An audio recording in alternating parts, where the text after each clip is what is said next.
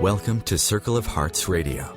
Journey with Grandmother Alaya as she enters her magical world of relics, sacred sites, and ancient crystal skulls. Meet with exciting trailblazer authors and individuals shifting the consciousness of humanity. Send her your questions to be answered on air on her monthly segment, Ask the Oracle. And now your host, Grandmother Alaya, in the sanctuary on the airwaves on OMTimes Radio.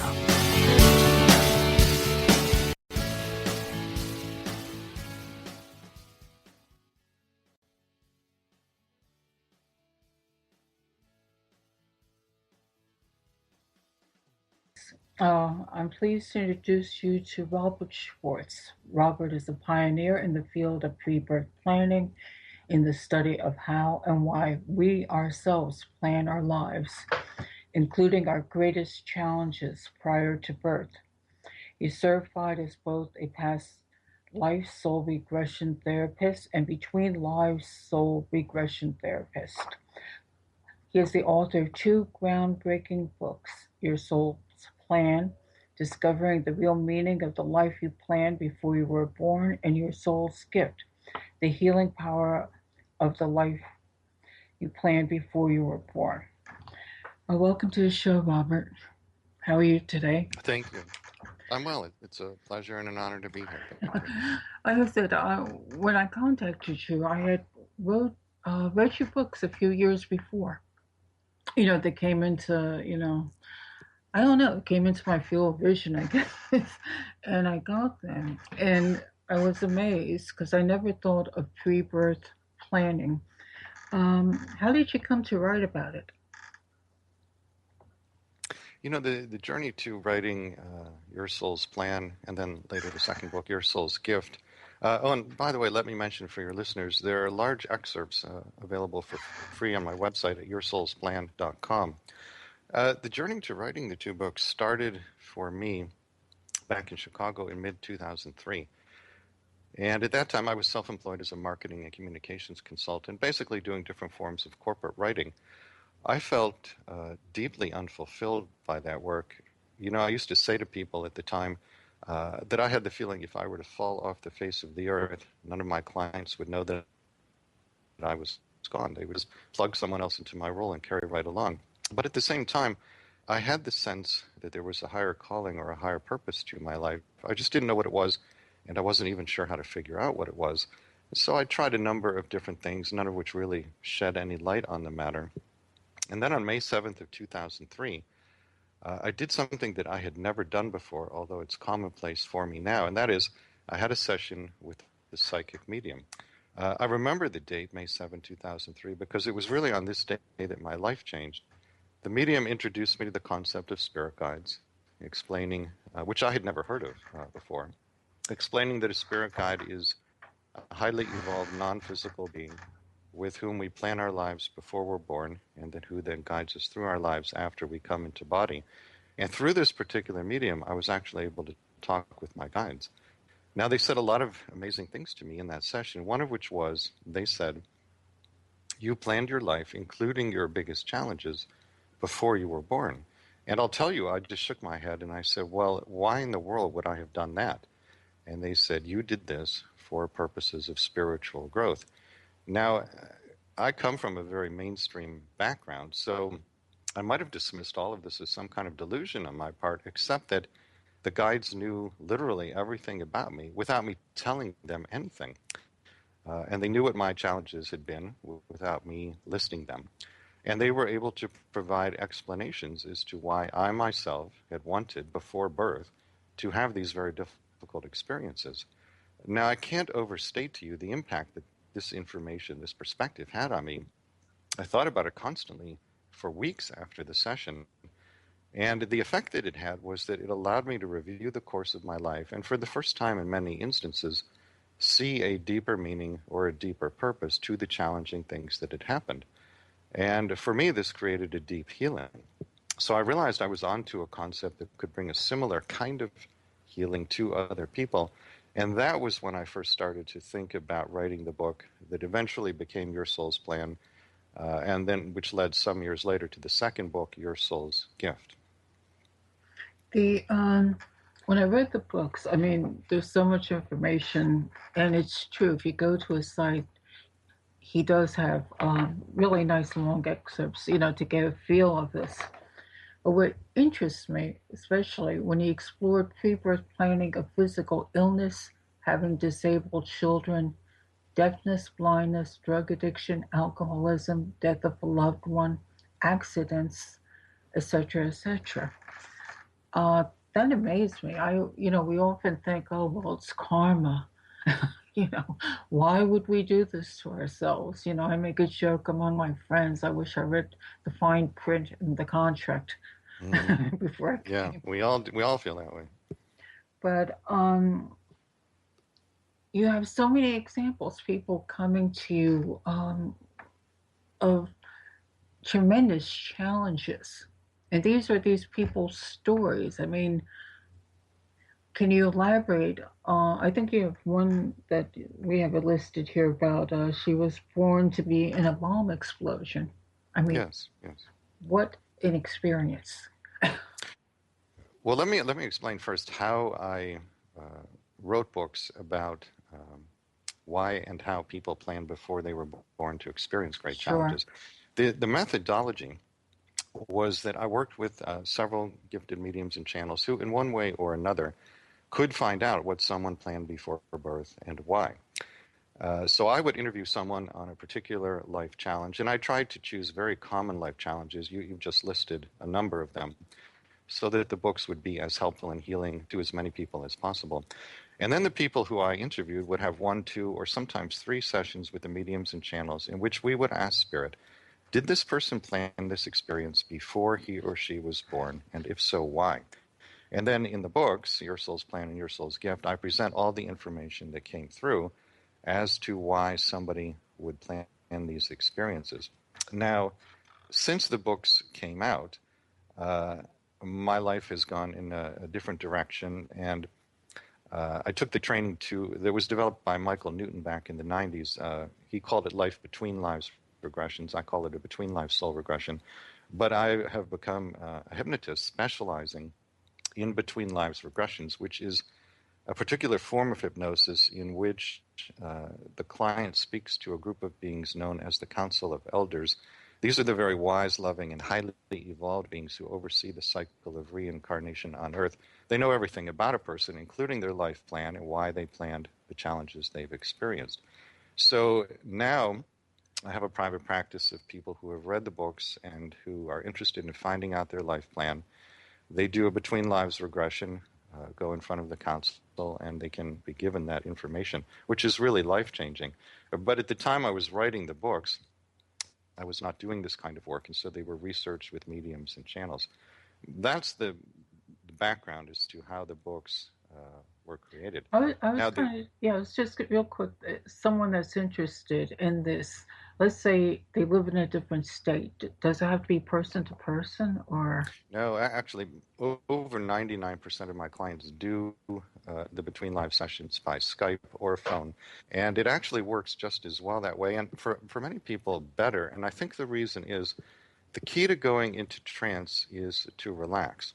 And many people are more relaxed doing the session from the comfort and familiarity of their own home rather than traveling some distance, coming to an office they've never been to, and having me sit there and look at them for what is a very long session, usually about 3.5 hours in length.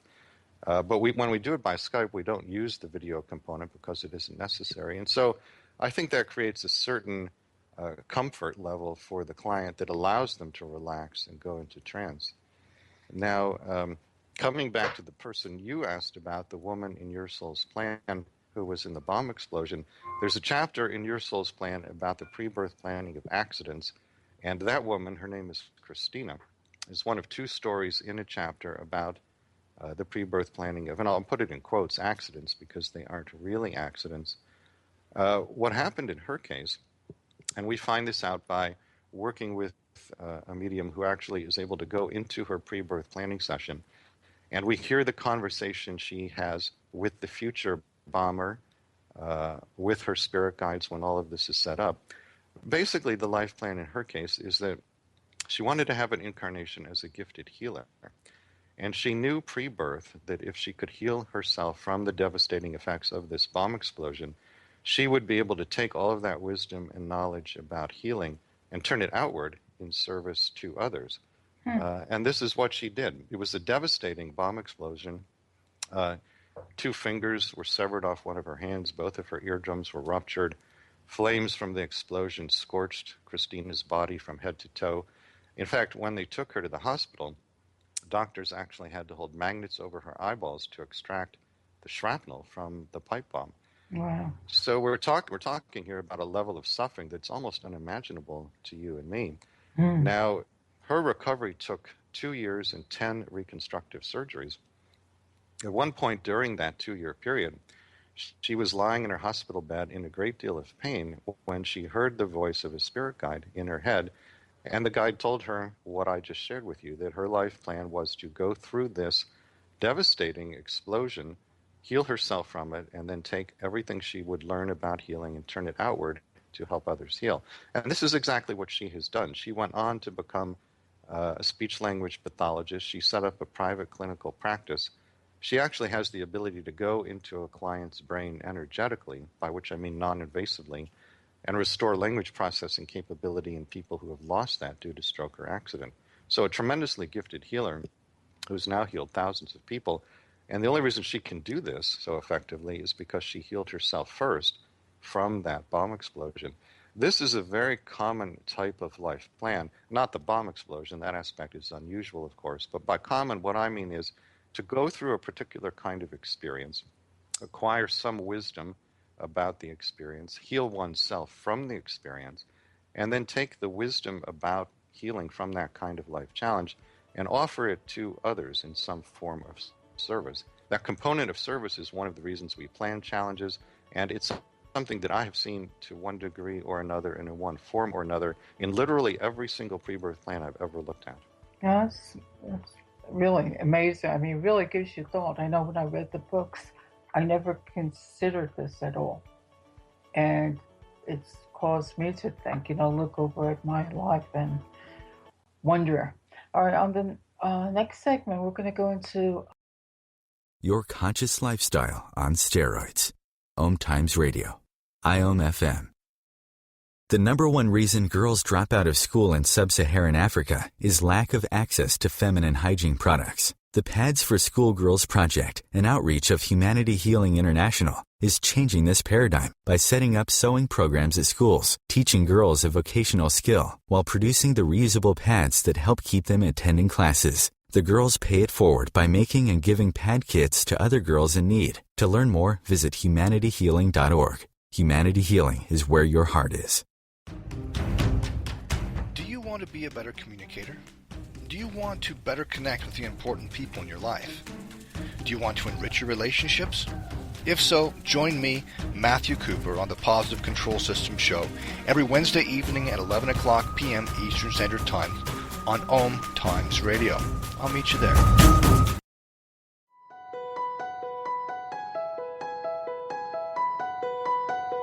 Hello, I'm Miriam Knight of New Consciousness Review, inviting you to my new show where I interview the rising stars of the conscious awakening. We'll explore the many faces of consciousness and action and intriguing perspectives on life, the universe, and everything in between. Join us each Wednesday at 2 p.m. Eastern on the Rising Stars Show. Being a radio host on IOM FM allows you to build your show on a rich platform with the power of the internet to fulfill your outreach goals and connect with a very specialized and global online audience, unlimited by time and distance. OMTimes Radio will provide you with web relevance, a recognizable conscious brand, and with the standard of excellence that has accompanied every single OMTimes endeavor. Host your show with OMTimes Radio Network. Free your mind with OMTimes Radio. IOM FM.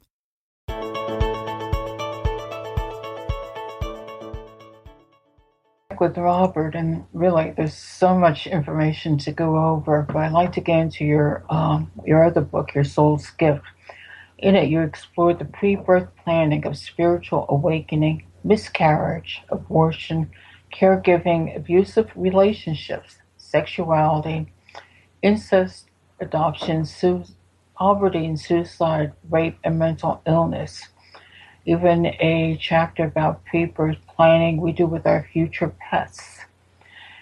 Now, even going into suicide, especially with all the energies happening now, I think the listeners also be very interested on what you found out about that. But honestly, I never think that we planned all this.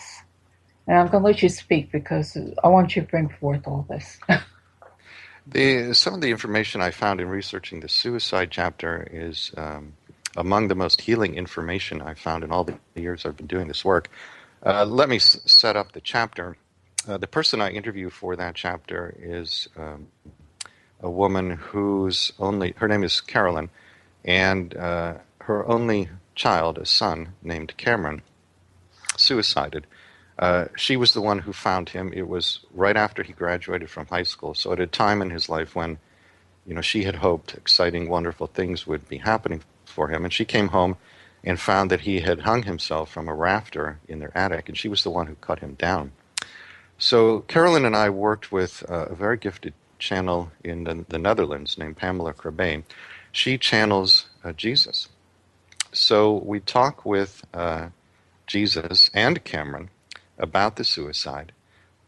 Jesus tells us towards the beginning of the session, I ask him, is suicide planned by people before they're born? And he says it's not ever planned as a certainty, but it is planned as a possibility or a probability, or sometimes, in a few rare cases, a probability so high as to be almost a certainty. And then he goes on to explain this was the case with Cameron. Cameron was bringing into body unhealed energies from past lives for the purpose of healing them. He knew before birth that this was going to be so challenging that it would result in intense depression and anxiety and probably a suicide. And we would wonder from a very human perspective, well, then why take on so much? But you have to understand that from the soul's perspective, there is no failure, there is no judgment. Now, it is possible that things are left incomplete, which is the case with Cameron after he takes his own life. But the soul has absolutely no judgment around that. And some souls are very ambitious. They want to accomplish a lot in a lifetime. So this was the case with Cameron. Then Jesus steps aside, and we talk with Cameron briefly about what the transition was like after he took his life. And he tells us that he has created a home for himself on the other side. He's healing. He's involved in helping others who have suicided to have a smoother transition back to the non-physical realm. And then Jesus comes back in to talk with us some more. And I share with him a story that I came across as I was researching the suicide chapter, which I'll share now with your listeners. There's a lovely book by an author who I've come to know named Irene Kendig, and it's called Conversations with Jerry and Other People I Thought Were Dead. And what she does in this book is that she has conversations with her friend Jerry and other people she thought were dead through a medium she knows. So in one of her conversations with Jerry, she shares with him the following true story about a brother and sister named Dan and Denise. And here is the story. It's very simple. One night, Dan and Denise had plans to meet for dinner. Shortly before they were going to meet for dinner, Denise called her brother Dan and canceled. Then, during the time at which they would have been at dinner, Dan suicided. So now Denise blames herself for her brother's death. She believes that if she just hadn't canceled the dinner plans, her brother would still be alive. So Irene shares this story through a medium with her friend Jerry. And Jerry responds with something that's quite remarkable. He talks about how everything in life is orchestrated and how spirit knows if someone is suicidal. And if the suicidal person has the slightest openness or willingness to change their mind and not take their own life, spirit will stage an intervention, which could be almost anything. It could be that a bird flies by and distracts the person and they don't go through with it. Or somebody walks by and smiles at that moment and they feel just a little bit better so they don't take their life. Or occasionally something something extraordinary happens, like an angel assumes physical form and actually intervenes. And I know someone who had that experience. But one way or another, if the person has the slightest openness or willingness to not go through with it, Spirit knows, and Spirit stages an intervention. So I share this story with Jesus, and I say to him, this story makes it sound as though every suicide that could have been prevented was prevented. Is that true? Because if it is, it would bring extraordinary healing to those who blame themselves for a loved one taking their own life. And Jesus responds, and I quote, every suicide preventable by outside forces was indeed prevented. I'll say it again. Every suicide preventable by outside forces was indeed prevented. So what this means for your listeners, if you have lost someone you love to a suicide, there was literally nothing you could have done to prevent it. Because if the person had been open to changing their mind, Spirit would have known and an intervention would have been staged. So I would say to anyone listening to this interview, if you have lost someone you love to suicide, take whatever guilt or self-blame you may feel, put it down, and step away from it, because there was literally nothing you could have done. And if you know someone who has lost someone they love to suicide, please share this information with them, because this is life-changing information. It's in the suicide chapter in Your Soul's Gift, my second book.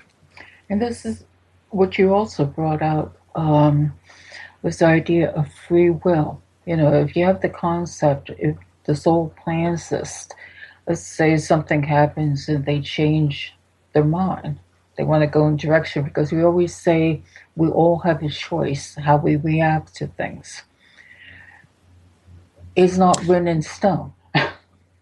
That's right. Sometimes when people hear the premise that we plan our lives before we're born, they think that what I'm saying in the books and what I believe is that everything is predestined. And that is not at all what I believe, and not at all what I've found in my research. Again, what I have found is that almost everything is planned not as a certainty, but rather as a possibility or perhaps a probability. Now, there are some exceptions to that. For example, we choose our parents and our parents choose us. So once you're born, you can't undo that. Your choice of parents is now set in stone. Or, for example, let's say someone plans to be born with a physical handicap which cannot be treated by medical science in whatever point in linear time they choose to incarnate in. And they would know that before coming into body. If you plan that kind of experience, then short of what we would call a miracle, you're going to have that physical handicap and it isn't going to change. But these sorts of things that are set in stone like that are relatively uncommon. The vast majority of life experiences, both challenges and joyful experiences, are planned either as possibilities or probabilities.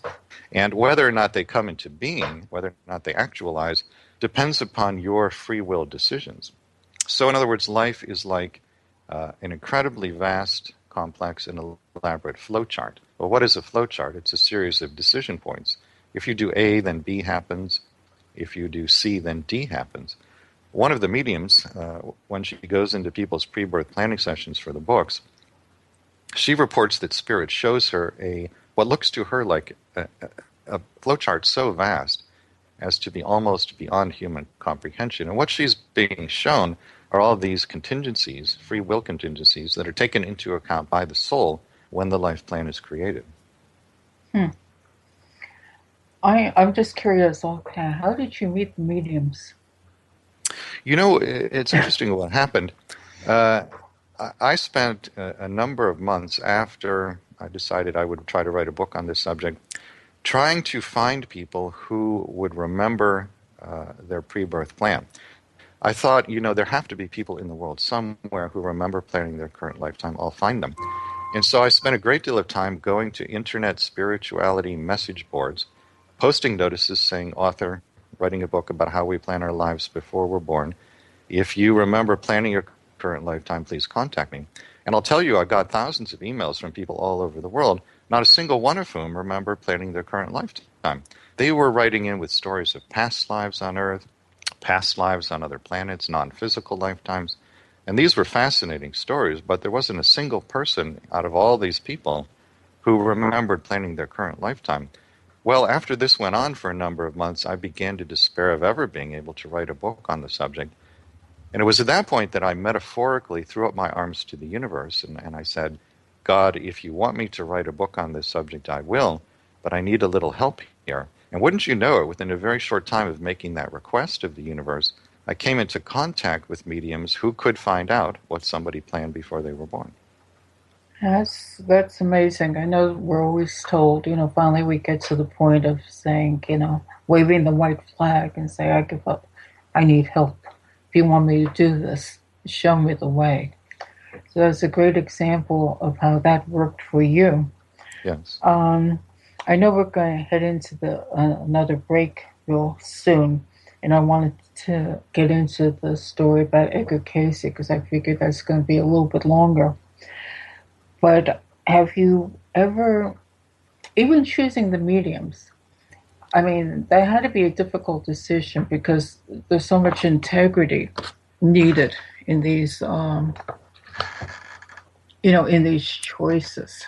There is, and that was why I had personal sessions with all of them before I ever worked with them for the book. And my sense from the personal sessions was that they were sincere people of integrity who had great abilities. They were able to find out things about me without me telling them. I felt that what they were getting was accurate. And then these impressions were confirmed when I started bringing interviewees for the books to them. And those people told me, yes, what this person is getting about me is right on the mark. Yeah, I mean, personal trust in the information because, I'm very intuitive and I have all that, but I've always cautioned people to be careful of who you work with. Find somebody with a lot of integrity because, you're talking about something very important in your life. And we'll be back. It goes quickly.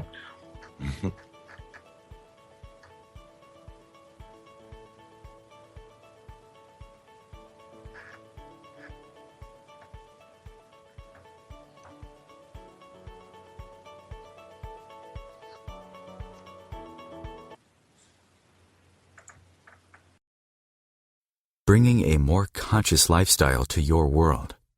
OMTimes Radio. IOM FM. Are you trying to get from point A to point B and need a little advice? Connect with the counselors at OMTimes Advisors. Whether you're looking for a life coach or a spiritual intuitive, the advisors participating at advisors.omtimes.com were carefully chosen based on their gifts, skills, and professionalism. OMTimes Advisors, connecting you with the best advisors in the business. This is Terry Van Horn, and I want to invite you to join me for my weekly radio show, Hailing Light, on OMTimes Radio every Wednesday at 6 p.m. Eastern Standard Time. On Hailing Light, we want to bring love, light, and blessings into your world. You can find out more about us at www.healinglightonline.com. Blessings. My name is Victor Furman. Some call me The Voice. I've always been fascinated with human nature, spirituality, science, and the crossroads at which they meet. Join me Wednesdays at 8 p.m. Eastern on OMTimes Radio, and we'll explore these topics and so much more on Destination Unlimited.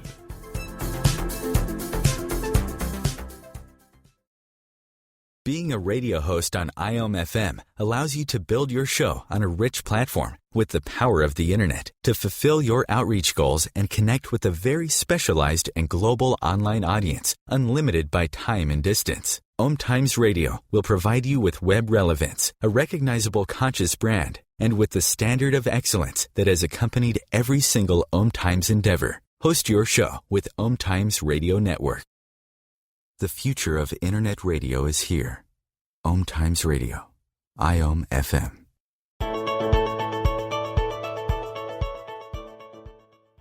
Robert, and as I always say, the time goes very quickly, but I'd like to get into you have a story about Edgar Cayce, Yes. For those who don't know the name, Edgar Cayce, who's now back in spirit, is considered by many people to be the greatest American psychic medium who has ever lived.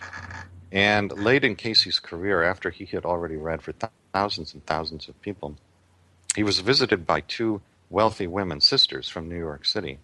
And the sisters said to him, "Mr. Cayce, we are at the end of our rope in regard to our brother. He lives under a bridge in New York City. He drinks too much. We come from a wealthy family, but he long ago squandered his share of the family fortune. Over the years, we've tried everything we can think of to help him, and nothing has worked. Mr. Cayce, can you tell us anything that will help us help our brother?" Upon hearing this, Cayce did what he always did, which is he accessed the Akashic record, which is the complete non-physical record of every word, action, and thought relevant to the earth plane, including the pre-birth planning. And then he said to the sisters, "Your brother is the single most highly evolved soul about whom I have ever obtained information. And the three of you planned together before any of you were born for him to do exactly what he's been doing so that the two of you could learn to be more compassionate." Well, this was not exactly the response the sisters were hoping for, but this is how it works. But because we as a society don't know this yet, we have all these tremendously harsh judgments of people who live under bridges, who are homeless, who drink too much, who experience alcoholism or drug addiction or certain illnesses like AIDS. And this is why all of those subjects are covered in my books, because one of the things I would like to say to the world is that, you know, the person who has AIDS, or the person who experiences a drug addiction or alcoholism, these kinds of experiences are planned before we're born. And they're often planned by highly evolved and very, very courageous souls who are bravely undertaking great challenges that most of us wouldn't dare to undertake. And they're often doing this in service to us to help us become less judgmental, more compassionate, more empathetic, more unconditionally loving. So I would say to people who listen to this conversation, you know, if you're walking down the street one day and you see a homeless person sitting in a cardboard box at the corner, if you have a thought like, "Get a job," that kind of thought really misses the mark, because it's very possible that that homeless person was in your pre-birth planning session and agreed to be there at that moment as you walked by. And yes, the planning is sometimes that detailed, so that you could have the opportunity to put judgment aside and feel greater compassion in your heart. That homeless person may be more evolved than you and may have agreed in service to you to be there at that moment as your teacher. So this is how it works. This is what is going on behind the scenes of our world. And my hope is that as we as a society come to know this, we'll become much more loving and accepting of each other and much less judgmental. In one of your quotes from the books, which goes along with this, lives sometimes labeled failures from the viewpoint of the personality are often unqualified successes from the viewpoint of the soul. Is that because they achieved their challenges that they set up? It's that they fulfill their pre-birth intentions. For example, let's come back to the Cayce story. The brother who drank too much and lived under the bridge in New York and who squandered his share of the family fortune. From the level of the personality, we would look at someone like that and think that this person is a complete failure. But let's say that he fulfills the pre-birth intention of helping his two sisters become more compassionate, or even if he doesn't, I mean, that's really up to them. He will have fulfilled his intention of providing them the opportunity to become more compassionate. When he gets back to the other side and sees that he did, in fact, give them that opportunity, that will be something that is celebrated. And pride is not quite the right word, because as souls, as I understand it, we aren't proud. But for lack of a better word, there will be a sense of pride or a sense of accomplishment that he was able to provide his sister so lovingly with that opportunity for growth. Now, what I'm kind of curious, when we get into the last segment, is that you talk about, this being able to access this pre-birth information, for lack of a better word, okay? Is it totally different than the Akashic records? Just to clarify, to the listeners. Sometimes it is and sometimes it isn't. It depends on who I'm working with and the modality they're using to retrieve the information. So, for example, a couple of the mediums and channels, they are working with their own spirit guides or ascended masters who themselves are going to the Akashic record to obtain the information that answers the questions that I ask in the channeling sessions. But then there are other modalities that are used. For example, one of the channels I worked with in Your Soul's Plan was very good at channeling angels, some of whom serve as guides to people once they come into body. So when I worked with her, we would talk with the angels directly and ask them, did this person plan this experience before he or she was born, and if so, why? Pamela Crabbe, who channels Jesus, he's, as I understand it, omniscient. So he has this information and is just speaking to us directly from what he knows. Another one of the mediums is very skilled at channeling deceased loved ones. So if I interviewed someone for one of the books whose challenge involved somebody who was now back in spirit, often we would work with her. She would call in the deceased loved one, and I would ask the person directly, what did you plan with this person, and why did you make those plans? So we're coming at it from a number of different angles. And then, as I said, now in my hypnosis practice, people are actually retrieving the information themselves. They're not relying upon a medium or a channel to tell them something. They are going directly to the Council of Elders and asking, did I plan this experience? Why? How do I heal from it? What am I to learn from it? Any questions they have about their lives. Would you consider anybody that approaches you to do this work, this was a pre-birth contract? I think for many people it is. I can't say for sure if that is true for literally everyone. But my sense is of my own pre-birth plan that I told a lot of different people, I'm going to do this work to help you at some point in your life. And so I think the potential is set up in many, many cases. Now, again, whether or not they choose to avail themselves of that, that's a free will decision. Yeah, that was just interesting. You're listening to you see how you start putting pieces together and how people enter your life, or certain knowledge enters your life for these aha moments. And since you said that all this pre-birth planning is extremely detailed, I just putting it together sounds really interesting. I think in many respects it's really beyond human comprehension, because that flow chart that takes into account all the contingencies, all the free will decisions, what it's really telling us is that there isn't just a plan A for a life. There is, but there's also a plan B, C, D, E, F, and on and on and on. So many so-called backup plans that it's just beyond human comprehension. And almost everybody is going to one of the backup plans. There may be, a few historical figures like Jesus who perhaps fulfilled Plan A, but that isn't what most of us are here to do. We're not here to get things quote unquote perfect. We're here to learn, and so there's no judgment around going to a so-called backup plan. That's what we expected and anticipated and wanted to happen. Have you ever run into with everybody becoming so aware of things, some people feeling their connection to being star seeds, and have you ever run into somebody has that energy? I think a number of people who come to me for private sessions are what you could call star seeds. Just a couple of days ago, I did a between live session with somebody who I think meets that definition, and there are a number of souls who incarnated at this time who are from far-flung points all over the universe, and in many cases from societies much, much more highly evolved than ours, and they find it particularly difficult to be here. The Earth strikes them as a sort of a harsh and brutish place, which it is compared to the world that they've come from. But again, they're here in service. They're here to help the planet ascend. They're here to help humanity ascend. And of course, they're here for their own growth and learning.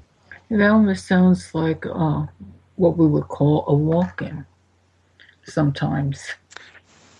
I mean, I'm not trying to complicate life, but, I'm just thinking out loud. Yeah. No, I've met a number of walk-ins. For those who haven't heard the term, a walk-in is somebody who, let's say there's someone who has, either they've completed what they came here to do, or the soul has concluded they won't be able to do what they came here to do. In either case, it would be appropriate for the lifetime to come to an end. And so an accident may be staged, one that was planned in the pre-birth planning. And generally, when the physical body dies, when the soul walks out, the physical body would die. But then there's another soul that would like to come into the body, and whatever that soul wants to do or learn, it doesn't require infancy, it doesn't require childhood. And so, not to sound flippant about it, but that soul's attitude is something like, well, why waste time in infancy and childhood when I can do what I wanted to do by just starting out as an adult? And so one soul walks out of the body, another soul walks in, so to speak. And at that point, there's usually a very profound and noticeable change in the person's personality. And the family will say, well, it's like this person is somebody completely different. Well, in fact, they are, because their soul walked out and another one walked in. And now a whole new life plan has been activated. Sounds like me. Okay. I know you don't know that much about me, but it sounds like me. But It brings so much potential to your work. It seems like your work is growing as we're all opening up more to ideas. And, you set the foundation years ago, and as we're all growing, it seems like you keep on stepping up with the information coming out. All right, we'll be back in a few minutes.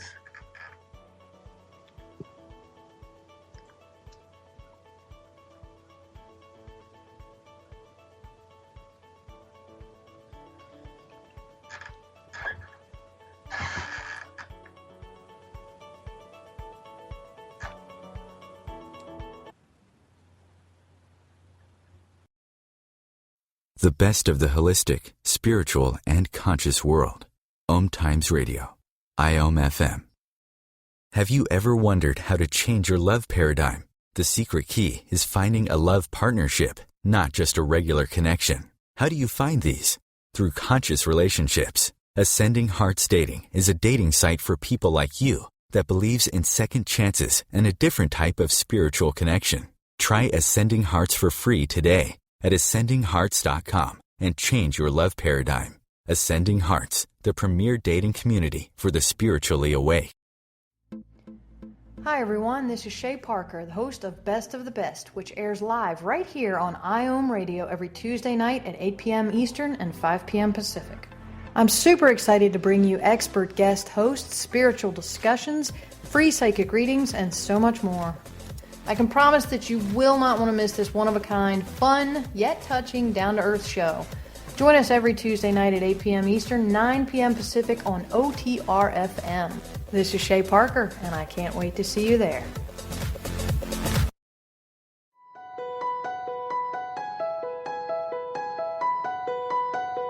Hello, I'm Miriam Knight of New Consciousness Review, inviting you to my new show where I interview the rising stars of the conscious awakening.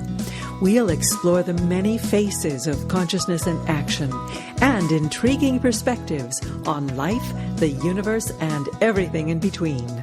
Join us each Wednesday at 2 p.m. Eastern on the Rising Stars Show. Host your show on IOM FM, the radio network of OMTimes Media, one of the more recognized brand names in the conscious community, and is backed by the extensive marketing reach of OMTimes. Hosting a show on IOM FM immediately connects you with our extensive dedicated community. The best of holistic, spiritual, and conscious world. OMTimes Radio. IOM FM.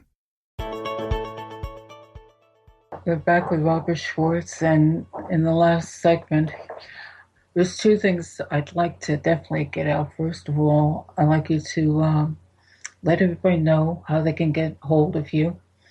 And also, what message would you like to leave with people, about all the subjects that we talked about? And then if we have a little bit of time, I'd like to ask you, there was a question about pre-birth planning with pets. Well, let's start off with how to contact with you, please. Well, again, the website is www.yoursoulsplan.com. If you click on books in the main menu, you can read large excerpts from both Your Soul's Plan and Your Soul's Gift. I invite people to sign up for the email newsletter. I send only a couple a year, so I won't bombard them with newsletters. There's a contact page there where people can reach me. Or you can write directly to rob.schwartz, SCHWARTZ, at yoursoulsplan.com. Check the events page to see if a workshop is coming up near you. I do weekend workshops, the focus of which is helping people find out what their pre-birth plan is and how they can better fulfill it. In terms of the message I'd like to leave your listeners with, Earth, as I understand it, is not literally the most difficult place to have an incarnation, but it is one of the most difficult. And if you think of, say, a general in the army who, how they have that wall of medals plastered across their chest. Well, after you've had an incarnation on Earth, it's like you've pinned one of those medals there into your energy field. It becomes part of what is called your energy signature, and it lets other beings know that you have incarnated on Earth. So, as I understand it, after a lifetime on Earth is over, when you travel around the universe doing whatever you choose to do, other beings see this in your energy signature, and their attitude is something like, "Oh, you went to Earth? Well." And they are tremendously respectful and impressed and honoring of that experience, because it takes a tremendous amount of courage to come into body here. Not all souls choose to do that or would ever want to do that. So honor yourself for being among the most courageous beings in the universe.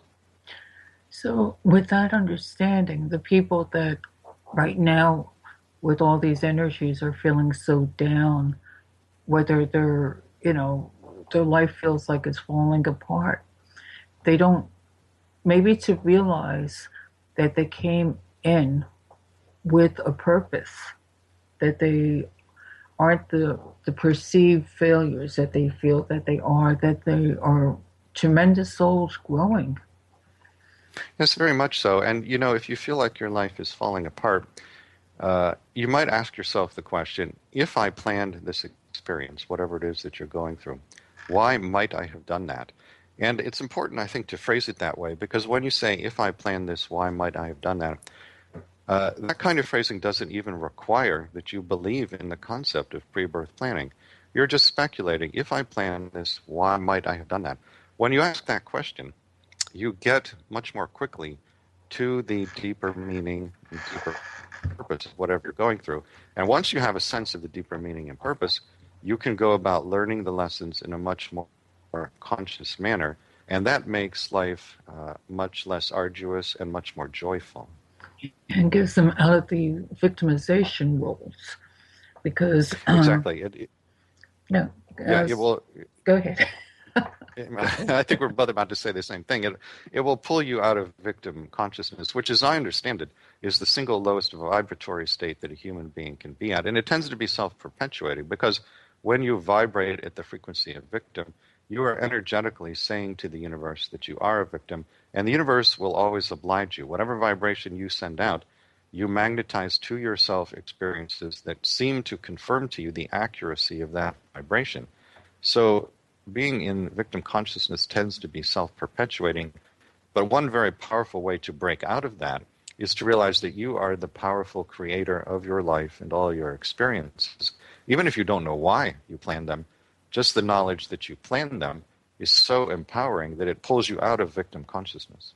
Yeah, it does give you hope, because when I was just looking at my notes on your one book, Your Soul's Gift, as far as healing goes, the people that choose to incarnate with maybe possible lives of abusive parents or relationships or suicide. I'm not suicide, but rape. It's really, they must. It must be carefully designed. Even choosing your parents. Coming into a life that you're going to experience abuse, and what Yeah, you hope to get out of this. it is very carefully planned. And I know if somebody to this is new to this concept, it's very difficult to wrap your mind around it. But I don't think the mind is the proper instrument for perceiving the truth of this idea. I would say ask your heart. Does it feel like this is truth? And if it does, then you may want to do something in terms of exploring your pre-birth plan, or read about the pre-birth plans of others in your soul's plan and your soul's gift, and see if you can get a sense of why you're here and why you plan the experiences that you've had. And I think, the second line to your books, it's a healing experience.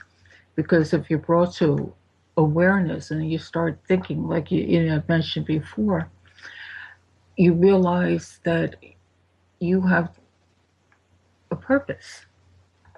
It's not karma dumping on you.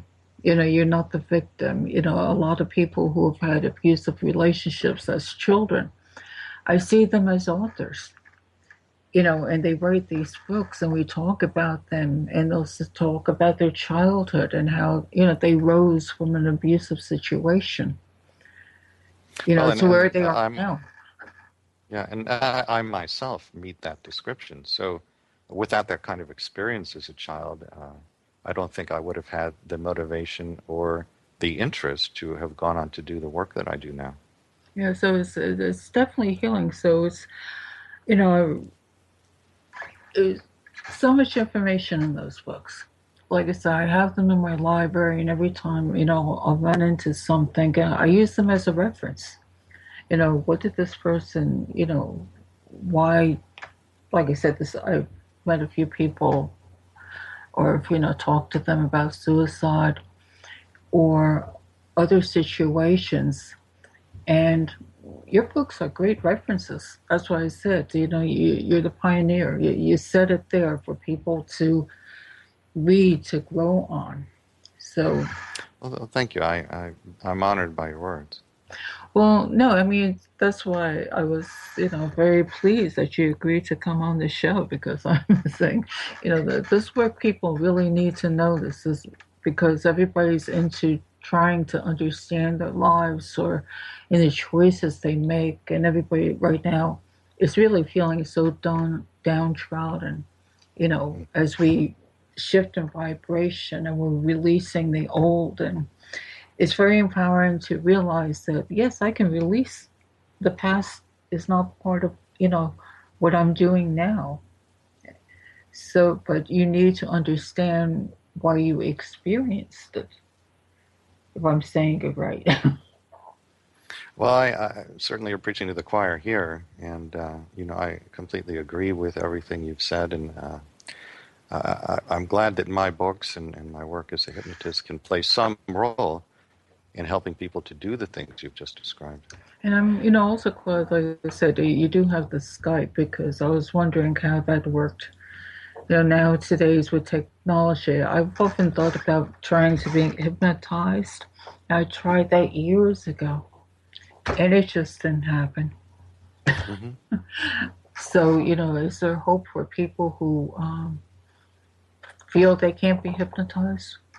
It's a skill, and people become more proficient at it with practice. But the key to it, again, is to relax. And I see again and again people who do it by Skype without the video component, without somebody sitting next to them looking at them for 3.5 hours, without having to travel to a different state, in a strange office they've never been to. Just doing it from home is so much more relaxing, and it really facilitates the process. Well, that's good to know, because like I said, I one day may give it a try myself, because years ago when I tried that, I'm going, no, this is not happening. Yeah.